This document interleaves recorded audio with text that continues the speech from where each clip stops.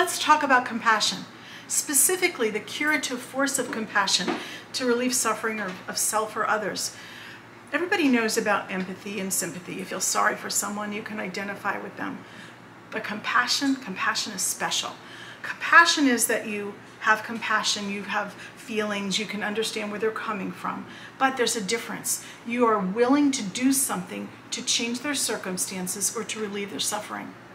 And when we turn on the power of human compassion and have a person have compassion for themselves, all of a sudden they become automatic, self-healing, self-repairing, self-restoring people. In other words, we can turn on the superhuman power of self-healing by turning on self-compassion.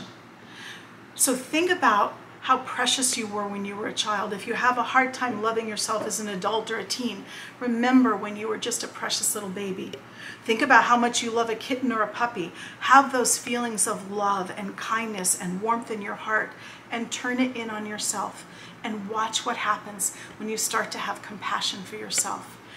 Compassion has the ability to heal from the inside out. Please like, subscribe, comment, and ring the bell. Want to learn more about compassion or our CUSP or Counselor Under Supervision program?